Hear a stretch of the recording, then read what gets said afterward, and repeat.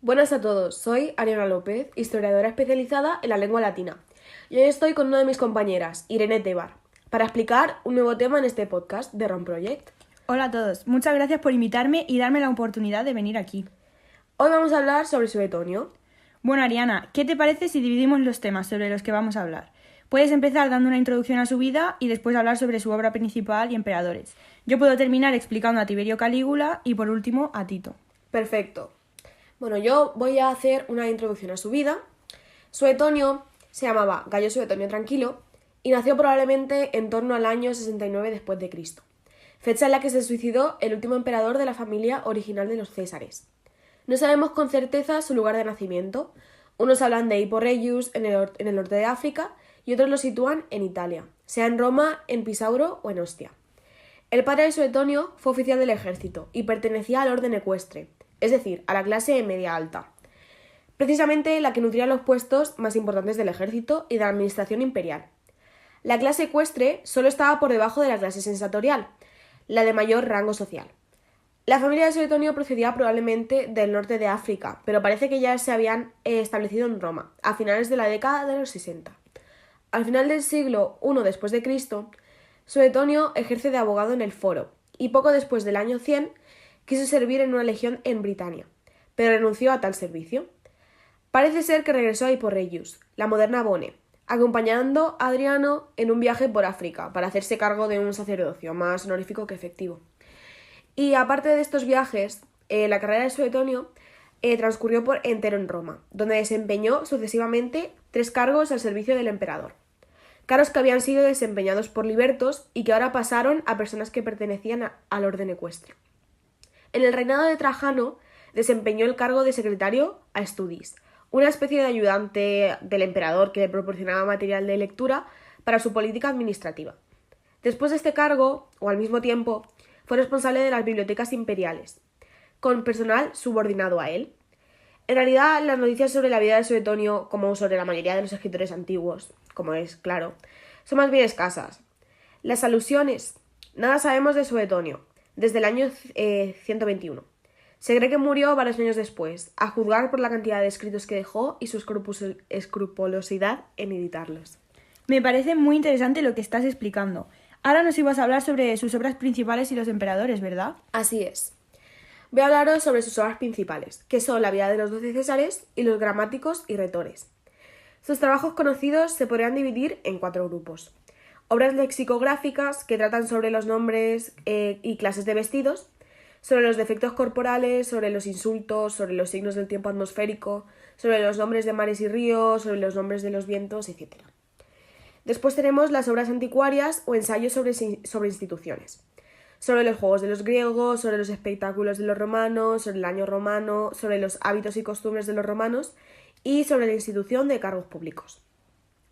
Después tenemos obras biográficas, hombres famosos, cortesanas famosas, la vida de los 12 Césares. Y por último, las obras diversas. Trata sobre los signos de abreviación en los libros, sobre la República de Cicerón. Sus obras se pueden clasificar también entre grupos: obras perdidas, de Viris Illustribus y de Vita Caesarum. También hay obras de Suetonio que no han llegado hasta nosotros, que son las siguientes: la lista del léxico de Suda, sobre los hábitos y costumbres de los romanos, sobre la institución de los cargos públicos, cortesanas famosas y sobre los reyes, etc. La vida de los 12 Césares. Esta obra comprende, además de la vida de Julio César, la de los emperadores de las dinastías de los Césares y de los Flavios. Los 8 libros se distribuyen así: en el primer libro, Julio César; en el segundo, Augusto; en el tercero, Tiberio; en el cuarto, Calígula; en el quinto, Claudio; en el séptimo, Nerón; en el octavo, Galba, Otón y Vitelio; y en el noveno, Vespasiano, Tito y Domiciano. Suetonio narra las vidas de manera muy esquemática, desarrollando puntos comunes en todas ellas: antecedentes y orígenes, nacimientos, prodigios, anécdotas, carrera política, gestas realizadas, carácter, aspecto físico y muerte. Pero no emplea siempre el mismo esquema, sino que varía de acuerdo con sus preferencias. Incluso a veces se permite la libertad de introducir una biografía diferente dentro de otra, como en el caso de la de Calígula, que se inicia con una breve biografía de su padre germánico. Esta forma de biografía seguramente se empleó antes para figuras literarias, y de ahí se adaptó a la descripción de personajes de la vida pública. El mismo Suetonio nos explica el método que ha seguido en la exposición del material de las vidas. Dice: después de haber presentado el conjunto, por así decirlo, de su vida, pasaré a exponer cada una de sus partes, pero no por orden cronológico, sino a través de sus distintos aspectos, para poder describirlas y hacerlas comprender de forma más clara. Esto sería mi parte, Irene. ¿Qué nos vas a explicar tú? Yo ahora voy a hablar sobre la vida de Tiberio y Calígula. Tiberio y Calígula son dos de los emperadores sobre los que Suetonio habla en su libro La vida de los 12 Césares. Ya que consideramos que son dos de los más impactantes, nos hemos querido centrar en ellos y contaros sobre su vida. Para empezar a hablar sobre estos dos grandes personajes, voy a contar una anécdota sobre Tiberio. Contaba Suetonio que Tiberio, por quien un pescador había escalado un acantilado para ofrecerle su mejor captura, obligó a su súbdito a frotarse la cara con el pescado que le ofrecía para cerciorarse de que no había nada en él que pudiera provocarle la muerte. En mitad de aquello, el pescador se congratuló de no haberle regalado una gran langosta que había cogido. Entonces Tiberio la mandó traer e hizo que le restregasen también con ella la cara. Anécdotas como estas hicieron que Tiberio pasara a la historia como uno de los gobernantes más crueles de Roma. Él y después Calígula, a quien se atribuye la frase «que me odien con tal de que me teman», sucedieron al primer emperador de Roma, Augusto, que había logrado un largo periodo de paz. Al contrario que su predecesor, convirtieron sus gobiernos en una época de caos y excesos que acabó en auténtico terror. Casi 3 décadas que la historia del imperio recuerda como los años oscuros. Entre los dos escribieron el principio del fin de la dinastía Julio-Claudia. Ahora vamos a conocer un poco mejor a estos dos emperadores. Primero hablaremos sobre Tiberio. Tiberio Claudio Nerón fue el segundo emperador romano y el hijastro de Augusto. Suetonio describe a Tiberio como un hombre de gran capacidad, pero también como alguien que cambió significativamente en su comportamiento a medida que envejecía y se volvía más sospechoso y desconfiado.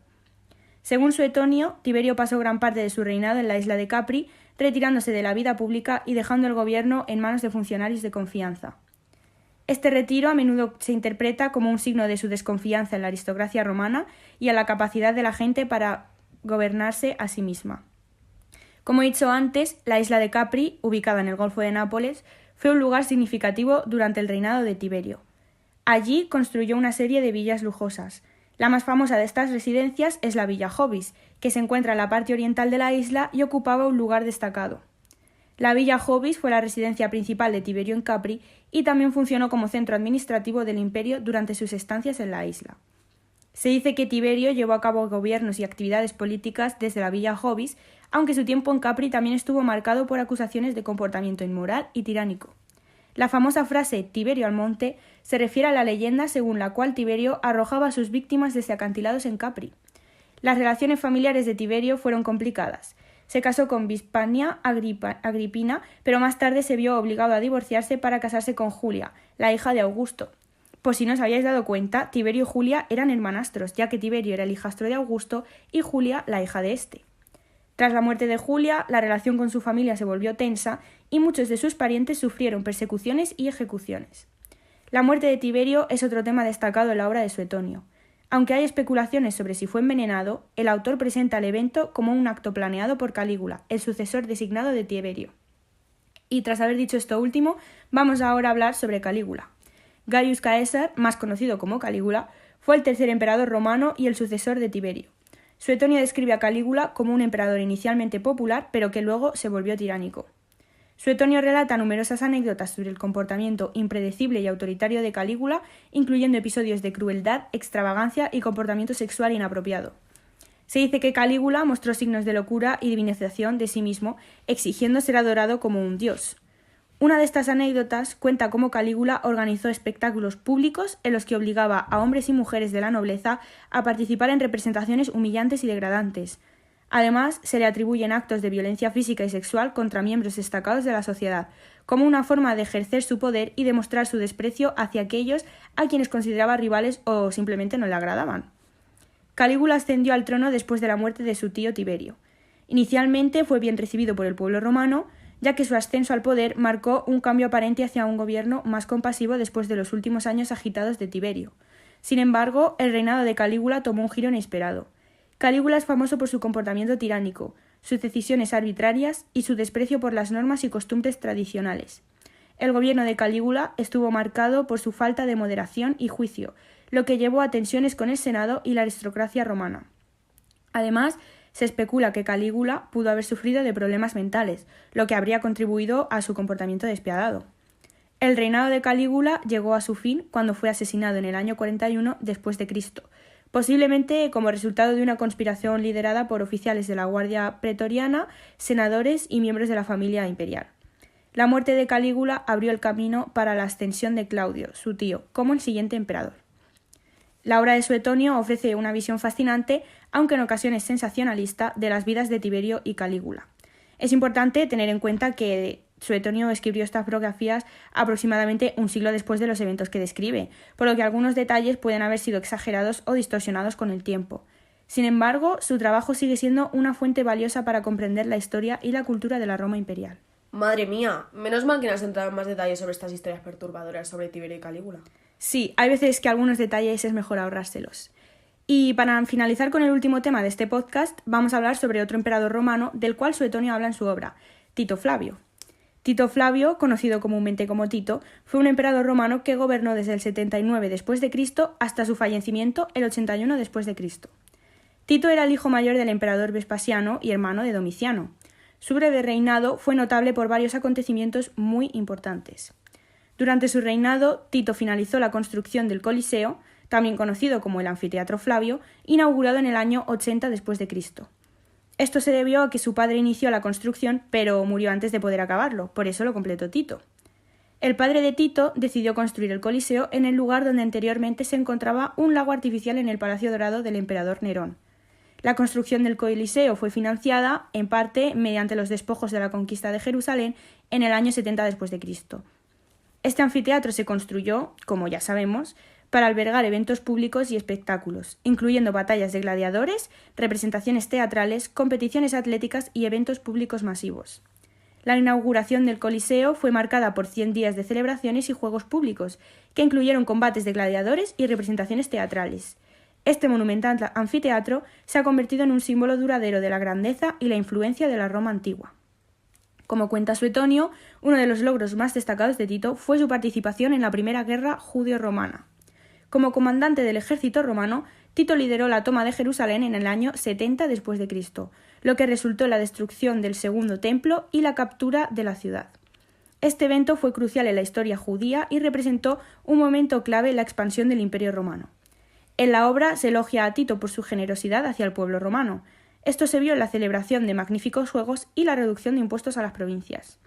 Suetonio resalta la actitud de Tito hacia sus soldados, reconociendo sus méritos militares.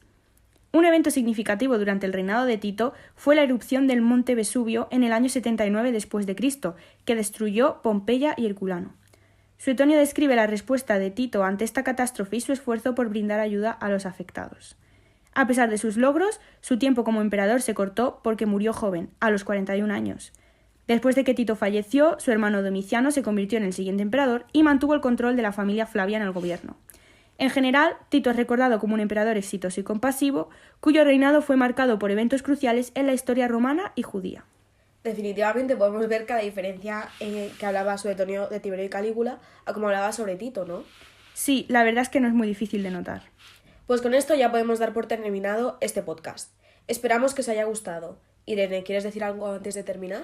Sí, quería darte las gracias por la invitación y por dar la oportunidad de poder compartir con la gente estos temas que nos apasionan tanto a nosotras. Adiós y gracias por vuestra atención.